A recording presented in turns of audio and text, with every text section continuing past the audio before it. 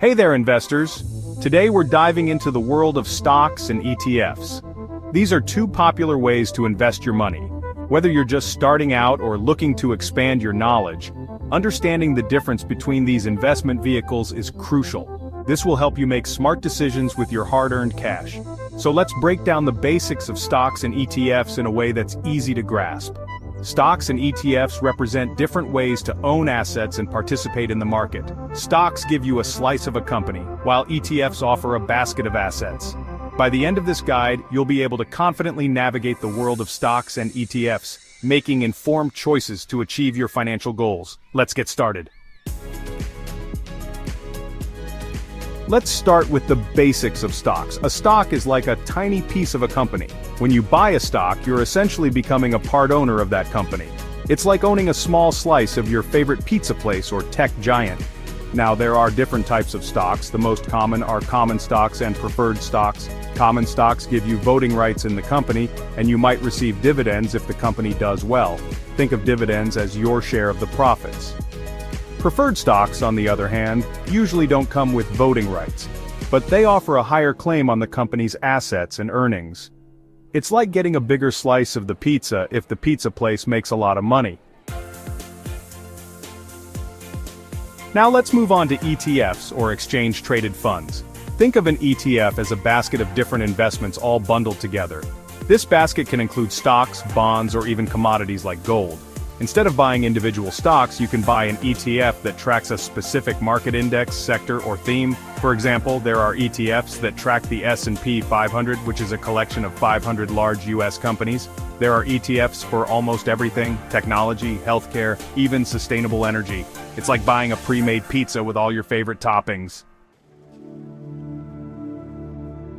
Section 4. Structure and Trading Key Distinctions. Now that you have a basic understanding of what stocks and ETFs are, let's look at their key differences, starting with their structure and how they're traded. Stocks represent ownership in a single company.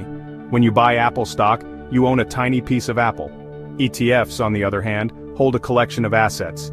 The SPDR S&P 500 ETF, for instance, tracks the S&P 500 index, meaning it holds stocks of 500 different companies. Both stocks and ETFs are traded on stock exchanges, just like buying and selling goods at a marketplace. You can buy or sell them throughout the trading day, and their prices fluctuate based on supply and demand. However, there's a slight difference. While stock prices directly reflect the company's perceived value, ETF prices can sometimes deviate slightly from the actual value of the underlying assets they hold. This difference is usually tiny and not a major concern for most investors. Section 5. Risk and Diversification, Managing Investments. One of the most important aspects to consider when comparing stocks and ETFs is risk. Remember, higher potential returns usually come with higher risk and vice versa. Investing in individual stocks can be risky. If the company you invested in performs poorly, your investment could lose value. That's where diversification comes in. Diversification means not putting all your eggs in one basket. ETFs are inherently diversified because they hold multiple assets.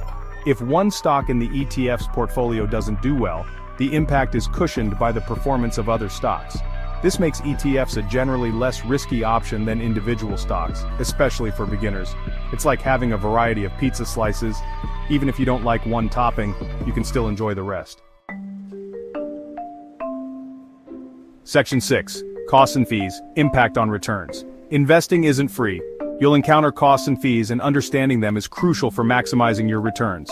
When it comes to stocks, you typically pay trading commissions each time you buy or sell shares. These commissions can eat into your profits, especially if you trade frequently. Some brokers might have additional fees, so it's essential to compare and choose a broker that aligns with your investing style. ETFs generally have lower expense ratios compared to mutual funds. The expense ratio is the annual fee charged by the ETF provider for managing the fund. However, you might still encounter trading commissions when buying or selling ETFs, depending on your brokerage account. It's essential to factor in these costs when comparing ETFs. Look for ETFs with low expense ratios and consider potential trading commissions to make cost-effective investment decisions. Section 7. Advantages, Disadvantages, and Investment Strategies. Now let's weigh the pros and cons of stocks and ETFs to help you determine the best fit for your investment strategy. Stocks offer the potential for high returns. If you pick a winning company, your investment can skyrocket in value. You also have direct ownership in the company, which can be appealing to some investors. However, stocks are riskier than ETFs because they lack diversification. They also require more research and monitoring, as you need to stay updated on the company's performance and industry trends. ETFs, on the other hand, offer diversification, reducing risk. They are generally more cost-effective than actively managed mutual funds due to lower expense ratios. Additionally, ETFs provide flexibility, allowing you to invest in various sectors, themes, or even commodities.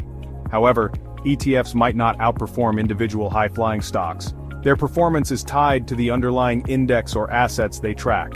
If the index doesn't perform well, neither will the ETF. So, which one should you choose? It depends on your risk tolerance, investment goals, and time commitment.